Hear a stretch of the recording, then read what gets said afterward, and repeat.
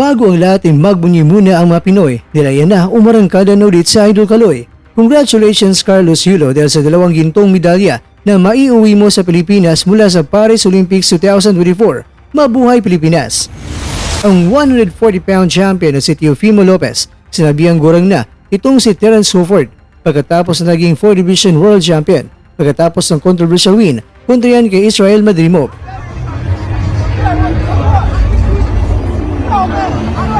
Shakur Stevenson at Vasily Lomachenko na pangabot sa laban ni Crawford at Madrimov na kung nagkagulo at mundi ka nang magsuntukan sa labas ng arena ang dalawa. Ito po ang mga pinagbabatayan ng ating kwentuhan. Kaya tara, kwentuhan na!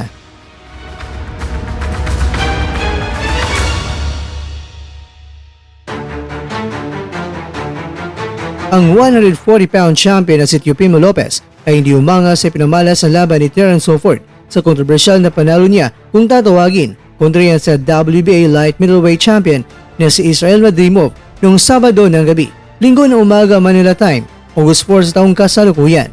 Itong si Crawford ay nagmukhang kumupas na ang lakas nito dahil ang 36 anyos sa si Crawford ay nagpakita ng pagkagurang na nagmukhang mas mabagal at maraming mga parusa ang natanggap niya mula kay Madrimov. Pinalo si Crawford sa isang kontrobersyal na 12-round unanimous decision sa BMO Stadium sa Los Angeles. Si Crawford ang napili ng mga orado na nagbigay sa kanya ng panalo sa pamamagitan ng score na 116-112, 115-113 at 115-113. Ang laban ay napakita na si Crawford ay may kaunting mga oras na lang ang natitira bago raw magretiro. Kung patuloy siyang lalaban ng mas matagal pa, magsisimula siyang matalo dahil hindi siya makakaasa sa mga orado na palaging papanigan siya sa bawat may mga kontrobersyal na mga desisyon. Tila ba pinapaboran nila sa ngayon si Crawford sa pagkakataong ito, laban niyan sa dayuhang mandirigma mula sa Uzbekistan. Ngunit hindi niya maaasahan na mangyari pa rin yan sa loob ng 2 o 3 mga taon pa kung balak niyang labanan ng mga nangungunang mandirigma. Ngunit ayon kay Lopez, ang mukha ni Crawford ay parang isang 7 taong gulang sa laban nila ni Errol Spence Jr. at kawig naman ay isang mahigit 40 anyos. Itong si Crawford ang nilabanan niya, itong si Madrimov. Ang tanging nagagawa lang ni Crawford ay ang nagpakawala ng maraming mga jabs, pero sa laban, ito ay hindi naging epektibo.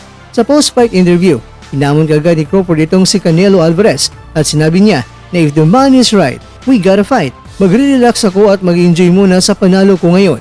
Hindi malinaw mga kwento kung gaano nga ba kalaki ang pera na inaasahan ni Crawford para sa ipaglaban kay Canelo Alvarez dahil hindi siya makakakuha ng higit pa na perang kikitain kung lalaban siya sa iba. Ayon naman kay Lopez, hindi niya alam kung dapat ba talagang lumaban si Crawford kay Canelo Alvarez.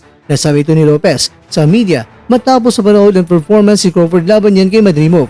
Nadisngaya naman itong si Madrimov at sinabi niya na naniniwala siya na sapat ang ginawa niya sa laban dahil siya ang kampiyon. Ipinagtanggol niya ang kanyang titulo at kinontrol niya ang ritmo ng kanilang laban.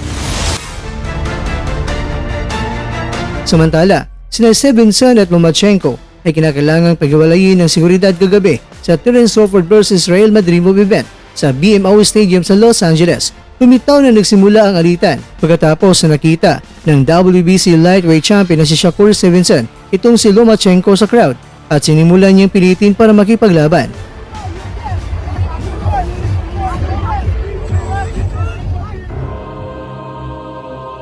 Mga kwento, ang sabi ni Shakur Stevenson, "Ako at ikaw, tayo ay maglaban.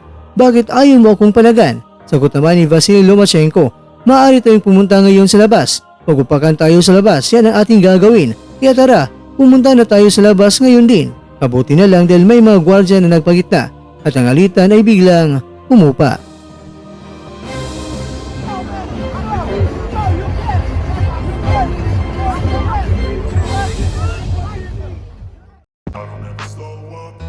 Take shit, I got no love for the fakeness. If you wanna play tough and wanna hate this, I'll always show up. I don't ever slow up, no I don't take shit. I got no love for the fakeness. If you wanna play tough and wanna hate this, I'll always show up and make a statement. I don't ever slow up, no I don't take shit. I got no love for the fakeness. If you wanna play tough and wanna hate this, I'll always show up and make a statement. Everything I do so instinctive and so passionate. Every word I move so descriptive like an adjective. I got a vendetta against people who patented being negative when you should be getting after it. I got facts over tracks, this and that, spitting slow, spitting fast. I could roast, I could gas, think I'm okay at last, but I don't know if that can erase all the past. And the pettiness, a reflection of the emptiness. Hilarious, you think you're worth my time, you're delirious. Mysterious, because you hide behind a fake exterior. Inferior, you know I'll always be a bit superior. Get off of me, this ain't no humble brag. I want you to hear words, you can say them back. I want you to feel free from the chains at last, and to believe in what you got, it was built to last, yeah. Now that I've been put through hell, I never got anyone's help, I had to do it all myself.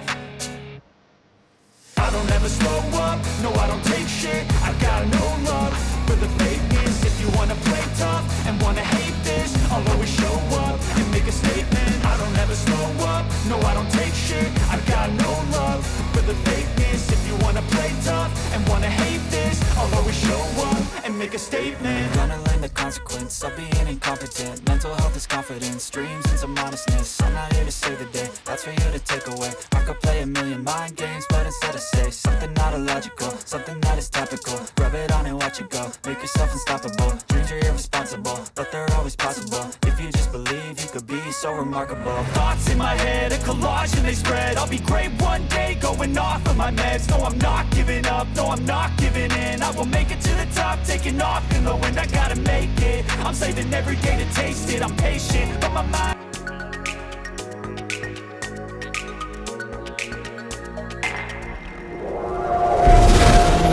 At dyan, nagtatapos ang ating kwento.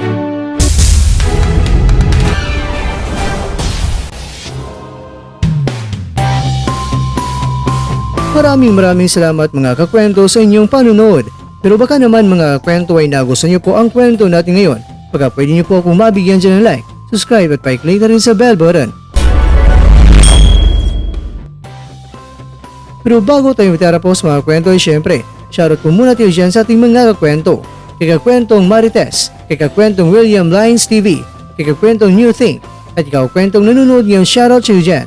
Bueno, hanggang dito lang po muna ang ating kwentuhan at abangan nyo na po ating susunod na video. At dito lang po yan sa isang channel na kung saan maaring ito'y mga kwentong di pa na kwento sa inyo.